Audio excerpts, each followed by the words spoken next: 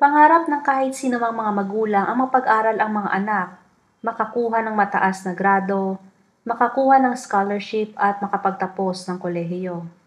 Ngunit may mga magulang na madalas ay pinipressure ang mga anak pagdating sa kanilang pag-aaral na nahahantong sa hindi magandang pangyayari, kagaya ng pagpapakamatay ng mga anak o ang nagsisinungaling o makagawa ng masama para lamang mapagtakpan ang mababang grado.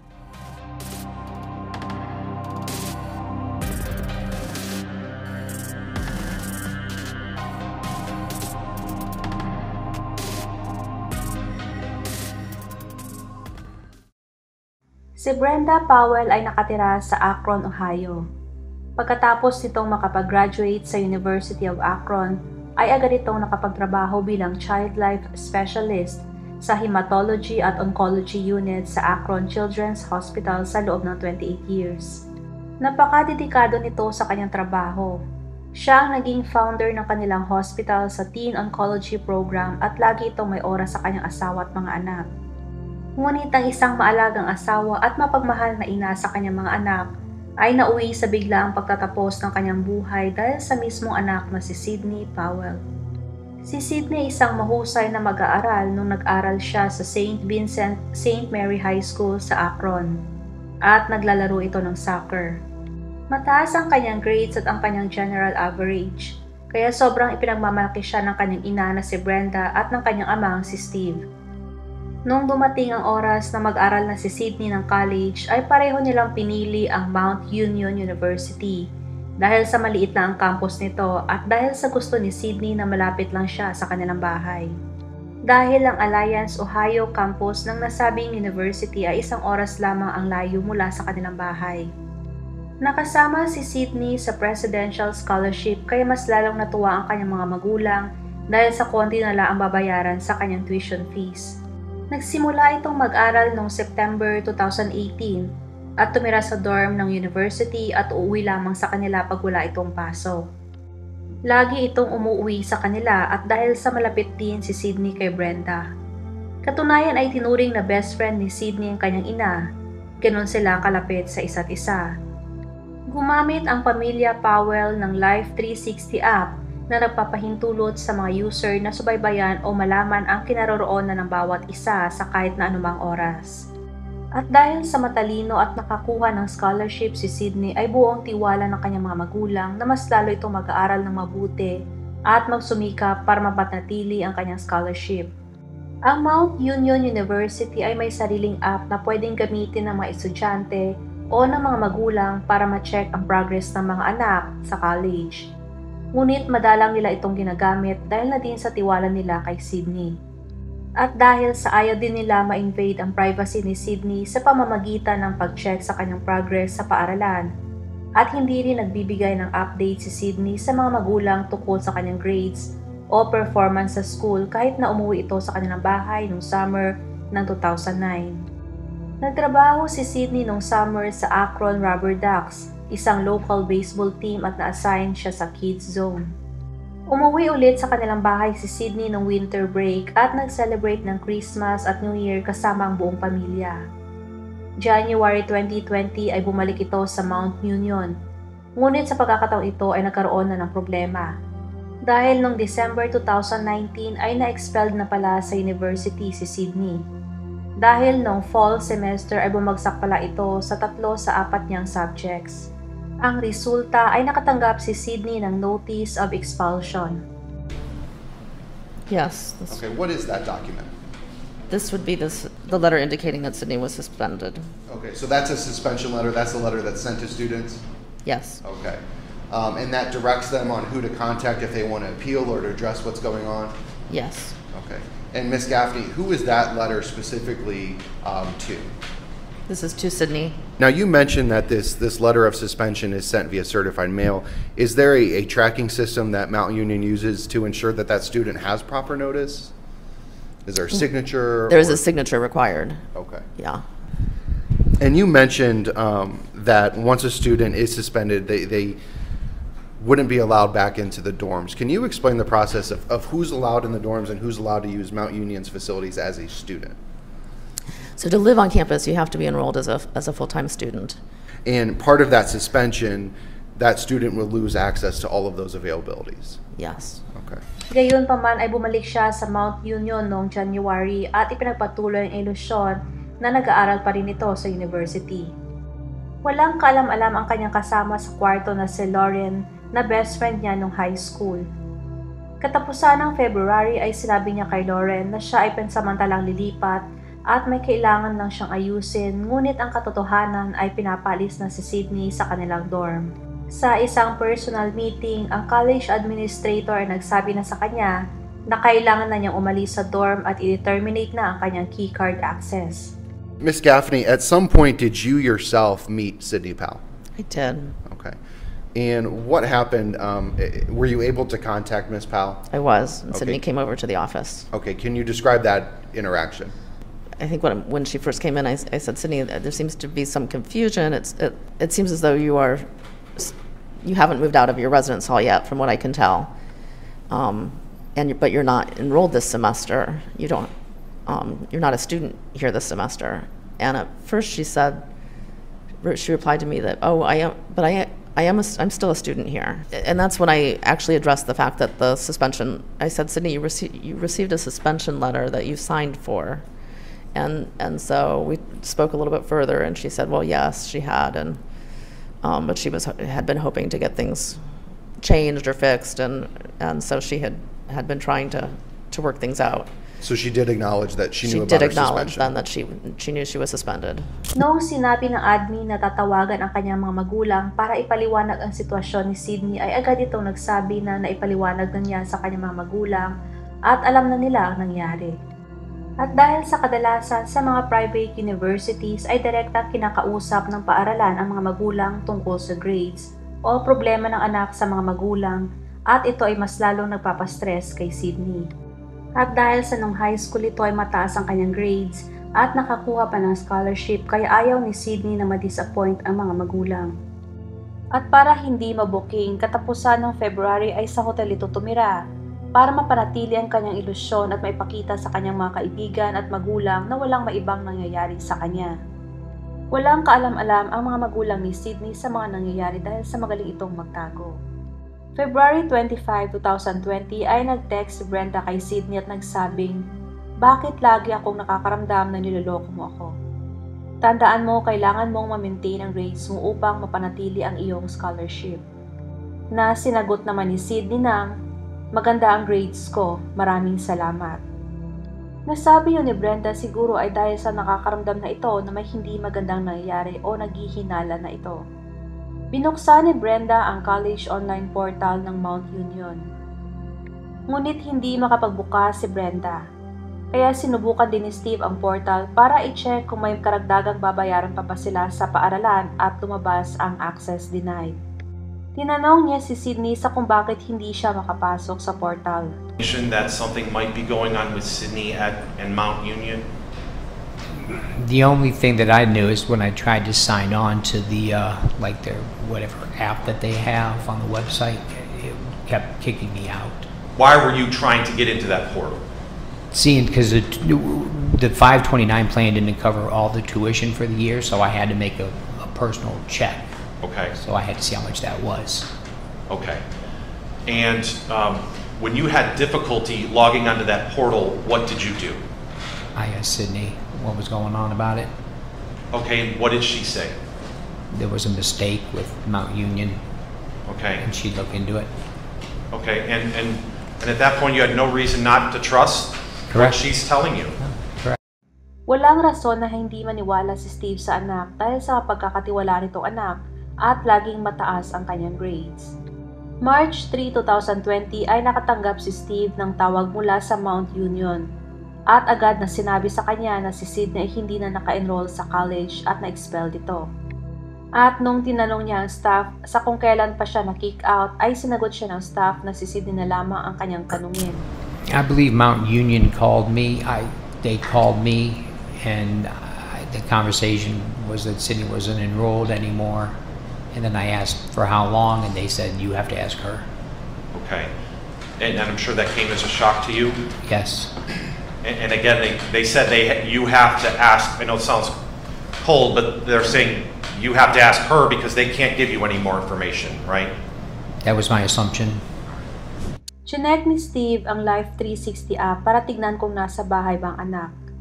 Hindi pa rin ito makapaniwala na hindi na pala nag-aaral ang anak. Umuwi ito ng mas maaga mula sa kanyang trabaho para kumprontahin si Sydney. What prompted you to go home, to leave work and go home? Because I saw on the app she was home, which I thought was a little bit early. Okay. The 360 life. The 360 app showed that she was home? Yes. If someone on that app comes home, do you get like a little buzz or notification on your phone? If it's set up, you can. Okay. So did you just happen to see that on the 360 app, or did it give you like a I notification? might have got a notification. I don't recall. Okay. So you get a notification that Sydney's at home, correct? Yes, When you see that, you go home. correct. All right. And why did you go home? See why she was home? Okay. Did you have any concern for her at that time?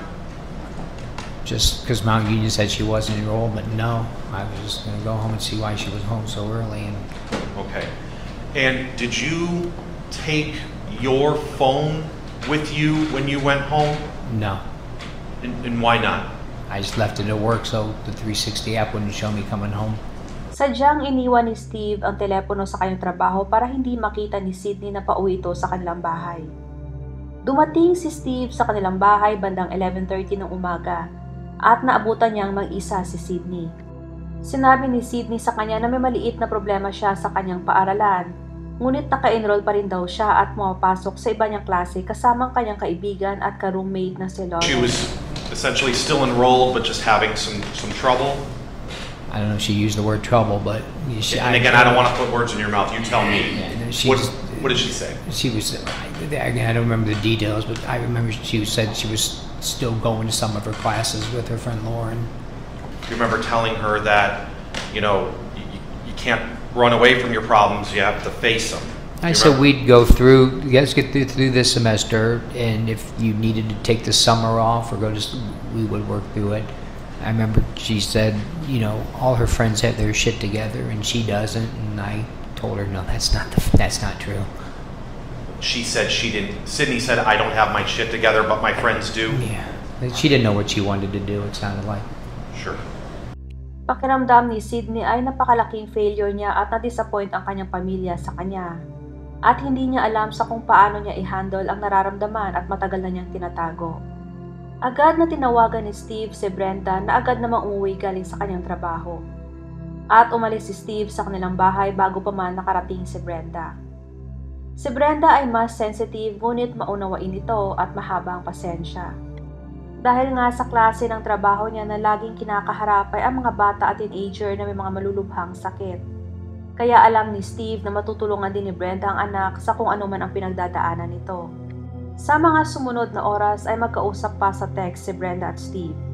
At bandang 12:41 ay nag-send si Steve ng huling text kay Brenda.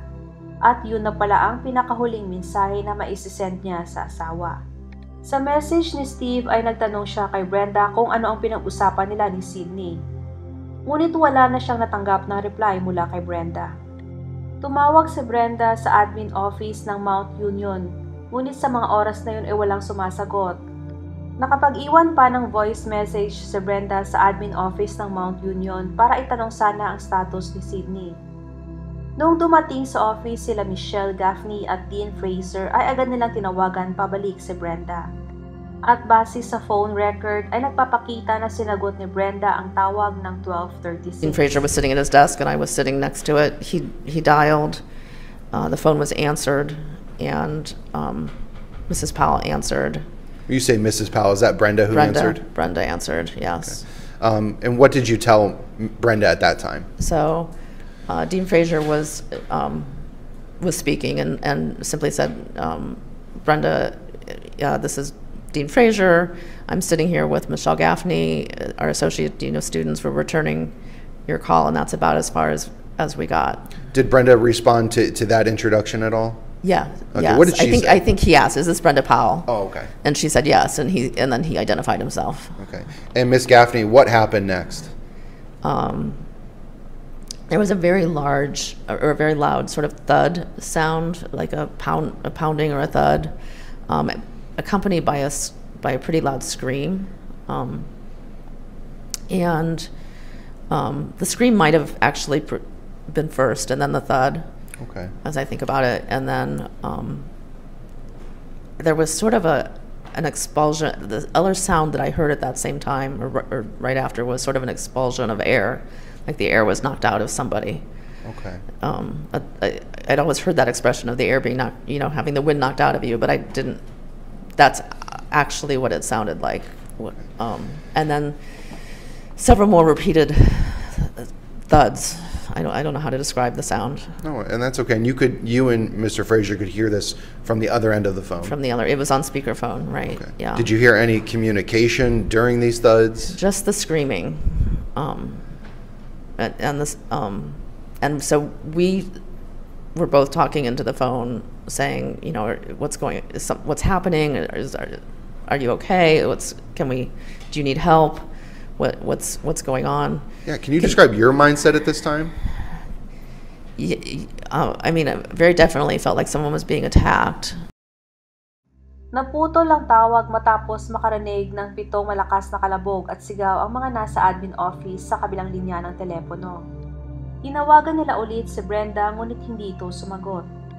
At tinawagan pa ulit nila sa pangatlong pagkakataon at may sumagot ito bandang 12:40. At 1 minuto ang nakakalipas matapos mag-send ni Steve ng huling message niya kay Brenda.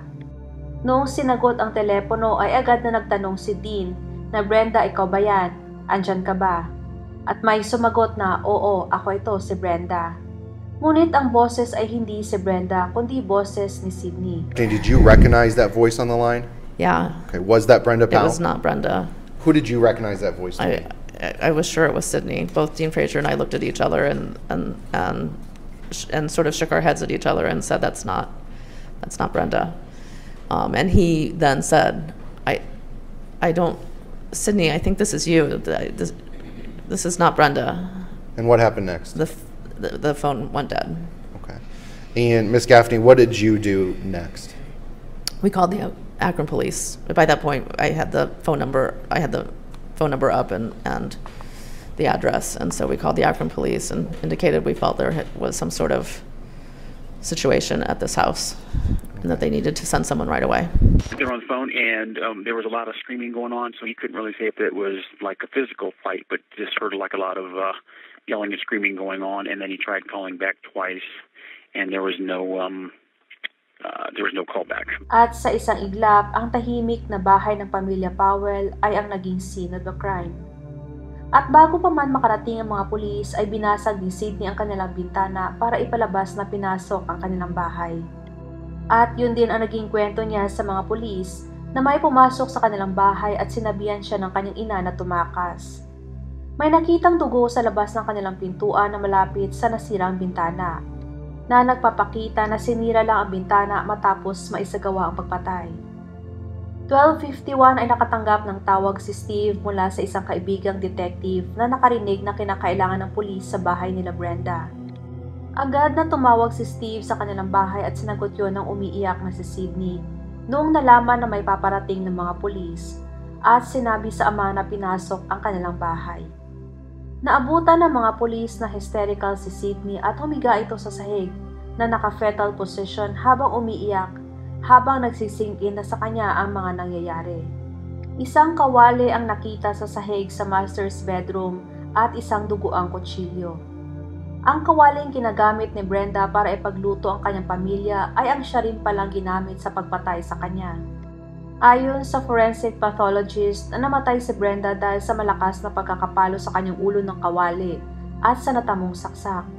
Pinalo ni Sydney ang ulo ni Brenda ng kawali ng ilang beses, saka kinuha ang kutsilyo at pinagsasaksak ang ina sa leeg ng halos 23 beses. Ang mga sugat at pasa sa mukha at kamay ni Brenda ay nagpapakita na dinepensa niya ang kanyang sarili laban kay Sydney. Ngunit depensa ng abogado ni Sydney na ang pagpatay ay nangyari sa gitna ng psychotic break. Ibig sabihin hindi niya alam na mali ang kanyang ginagawa at ang kanilang ebidensya ay yung nakita siya nakahiga sa sahig na naka-fetal position o nasa catatonic state. At dagdag pa ng abogado na ang patuloy na pag-deny at ilusyon ni Sydney na hindi pa ito na-kick out sa college ay katunayan at ebidensya ng schizophrenia. At nagdala pa sila ng 3 psychological experts para magpatotoo. Ayon sa kanila ay nagsabi sa kanila si Sydney na wala siyang maalala na yun ang ginawa niya kay Brenda.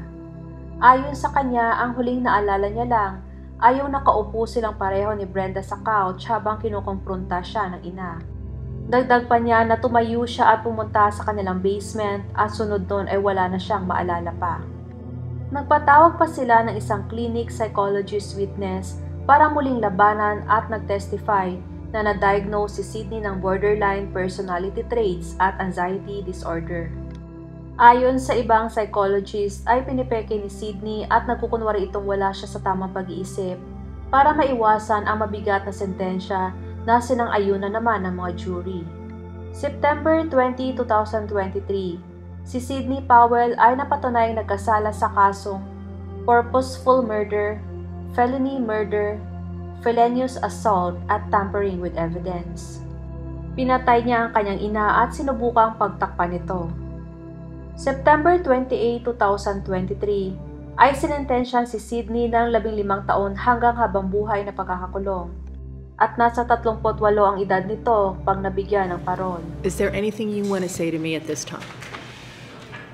All right. Thank you very much. First of all, to the victims, to the family and friends, I am terribly sorry for your loss here. I cannot imagine what you have been through. I have received and read all of the letters that have been sent to me. I have considered the evidence that was brought into evidence at the trial, the statements of counsel, and all of the information that is before me at this time. Based upon the facts and circumstances of this case and in consideration of the relevant sentencing factors, including seriousness and recidivism, and applying the minimum sanction that the court has determined will protect the public and punish the offender without imposing an unnecessary burden on state and local resources, the court imposes the following sentence. On count 1, ma'am, I sentence you to an indefinite sentence of 15 years to life in the Ohio Department of Corrections. On count 4 of the indictment, I sentence you to 3 years in the Ohio Department of Corrections. Those 2 sentences to be run concurrent with and not consecutive to each other. Ma'am, understand that you have a right to appeal this decision, and that notice of appeal must be filed within 30 days of the sentencing judgment entry.